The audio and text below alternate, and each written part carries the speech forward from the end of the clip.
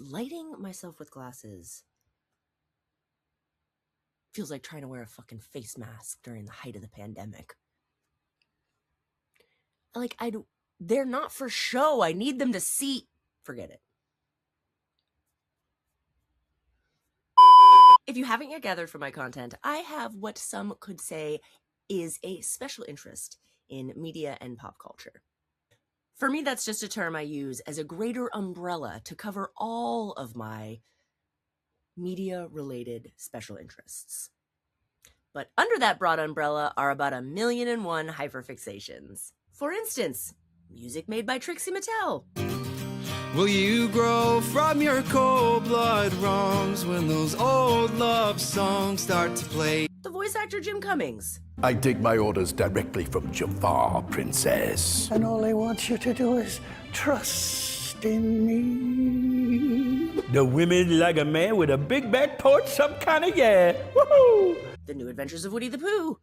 Silly old Winnie the Pooh. Steve Whitmire's Kermit the Frog. Travel cargo. No, it's better. It's better than first class. Private, as long as there are air holes, I'm good. The first 9 seasons of RuPaul's Drag Race.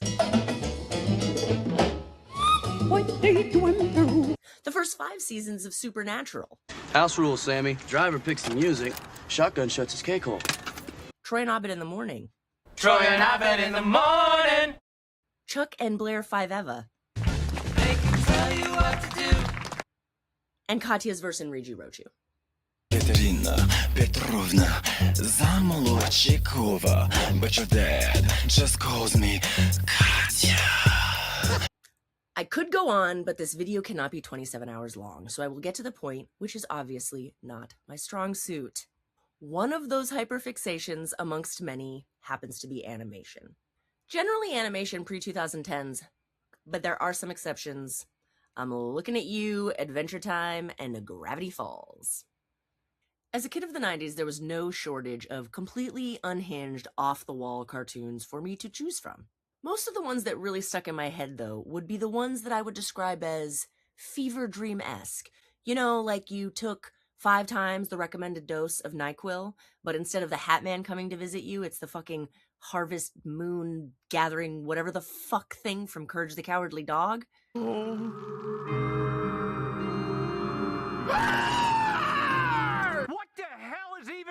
So today we're going to dive into some of the cartoons that left an undeniable brand on my young developing brain.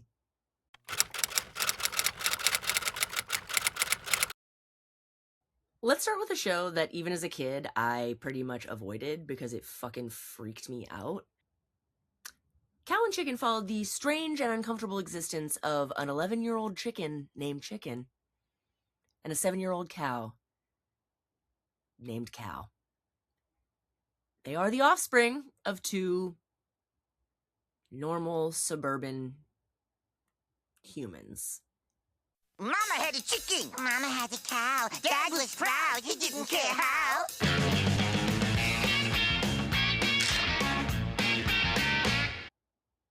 I don't know, man. I didn't do this. I'm just explaining the premise to you guys. This is not my fault. I'm not even entirely sure what can be said about this show that exemplifies the madness better than just the show itself. Like, it's reaches such a height of insanity that words become moot. It's moo. There's no way to fully understand. Just play another clip. How about we just play another clip?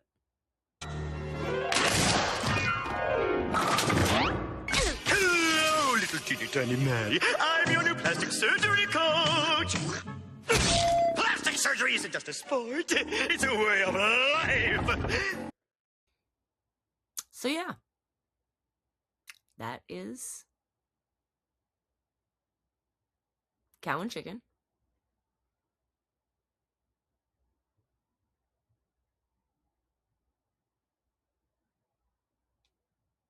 Moving on. This next show is likely to be blamed on the massive success of Teenage Mutant Ninja Turtles. Street Sharks was a show about... Does it matter? It was called Street Sharks. Basically, a scientist turns boys into hybrid sharks, and then the hybrid boy sharks decide that they must fight crime. There's a new breed in the neighborhood. Some say they're just no good. Half shark, half man, fighting evil, that's the plan. Street Sharks. I never really cared much for Teenage Mutant Ninja Turtles, though I do respect the cultural impact. Though now I actively hate it, because in researching this video, I learned how many unhinged, unnecessary, hybrid animal crime-fighting shows that were born out of the success of TMNT. It seems that just like today, studios tended to run with any idea that was massively successful for them, which in this case led to a run of completely unnecessary shows with basically the same plot.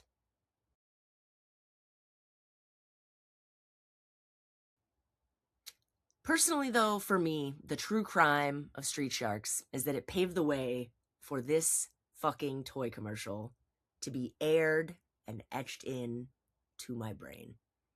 The evil Dr. Pirano has changed 4 innocent brothers into Street Sharks. Okay, that was the freakiest thing I've ever seen. A part of me wants to praise the practical effects and like the makeup, and then a part of me wants to hunt down whoever did that and make them atone for their sins. Our next show aired on Cartoon Network, surprising no one. And it was The Amazing World of Gumball, which was an unhinged collection of different types of animation, like mixed media almost, like mixed together to create something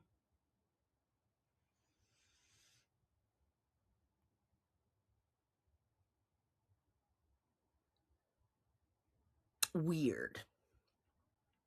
The show followed Gumball and his adopted brother Darwin, who, just for kicks, I'm gonna let you know that Darwin started out as Gumball's goldfish, evolved legs, and is now his adopted brother. Anywho, everything in the Gumball universe is basically alive or sentient in some capacity, which made for some of the most disturbing cartoon clips of all time. Would you mind giving it a rest for just one? Dude? Dude? Dude! Lipo! No! Oh no! What have I done? What did I... Okay. Maybe you're thinking, wait a second. The Amazing Gumball came out in 2011. You weren't a child then. Well, for your information, I might not have been a child per se, but I did happen to be a stoner. And I'll tell you right now, some of those clips were written with 2 types of people in mind: neurodivergent children and stoners. Yeah! Yes! Yes! Bring on the 10! Yeah! Woohoo! Yeah! Turn it up, bro! Yeah! Burn, baby! Burn! Yeah! Woo! Makes me beautiful! Woo! Give me more! I want more! Yeah! Let's send the inside too! I'm going to be totally honest, most of the clips that I'm showing you from The Amazing World of Gumball are all from a single episode in the first season.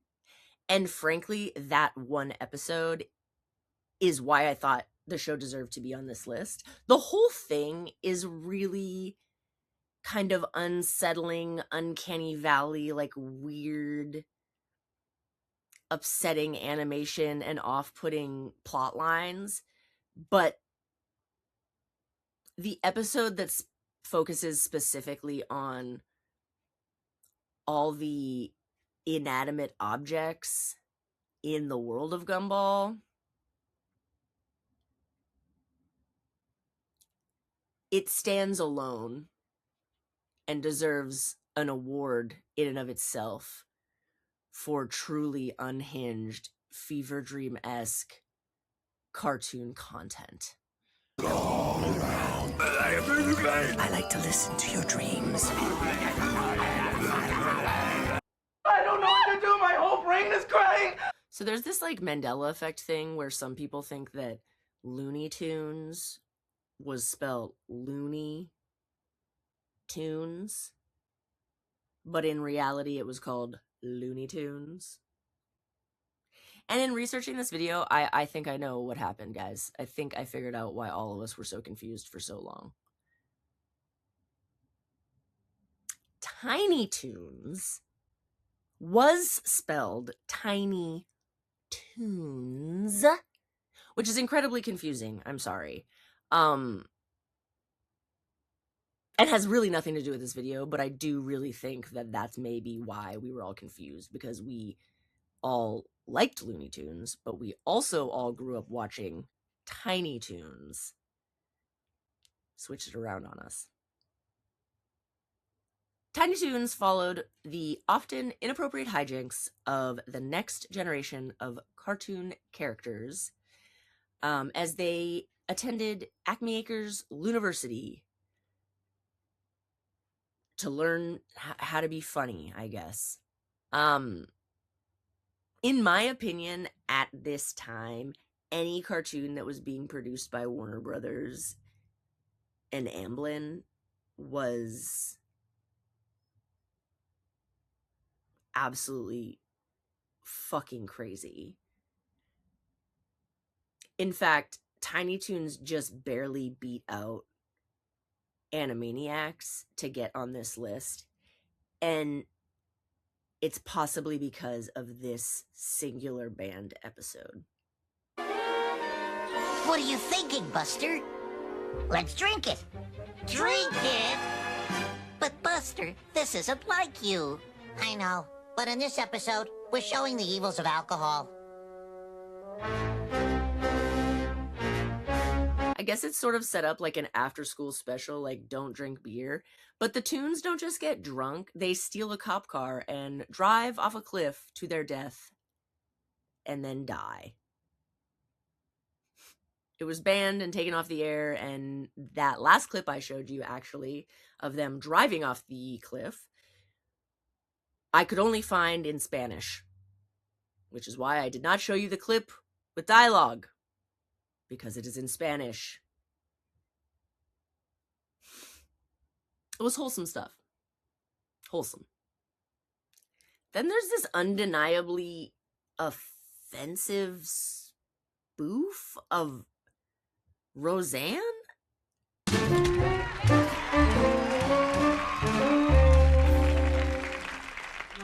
Morning, Grocie. Boy, did I sleep well.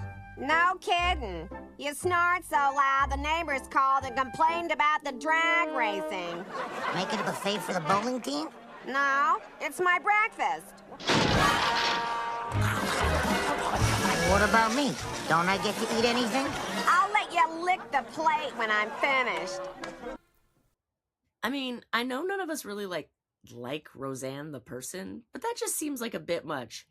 Not to mention the fact that I'm very curious to know if anyone who wrote that bit for Tiny Toons thought that the demographic that was watching the show, children, would understand that joke. I've also got to know who in the Tiny Toons writer's room was obsessed with horror movies, because there's some real off-putting horror-adjacent content in those cartoons. Like, what the fuck is happening here?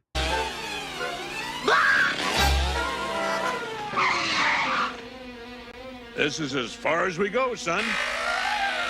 Where's the duck? Here, ducky, ducky, ducky. Perhaps I didn't get into horror movies sooner because 90s and 2000s cartoons scared the living shit out of me, and I was like, you know what? I've seen enough. I've seen enough. Now, Courage the Cowardly Dog was a simple yet effective premise. Weird, scared, scrungly dog is adopted by old farmers. Lives in middle of nowhere. Weird shit happens in middle of nowhere. Dog must defend owners and the farm. He was found by Muriel, who lives in the middle of nowhere with her husband, Eustace Bay. But creepy stuff happens in nowhere. This show is straight up horror content. This fucking dog lives through every nightmare imaginable, which, in my opinion, is made 1,000 times creepier by the fact that the show tended to mix media styles in a much creepier way than The Amazing World of Gumball, which is really saying something. Like, can we take a look at this clip, please?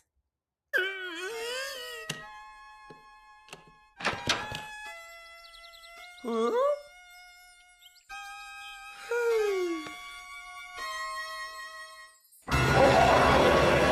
Oh my god, I almost died. No. I almost died. That was so scary.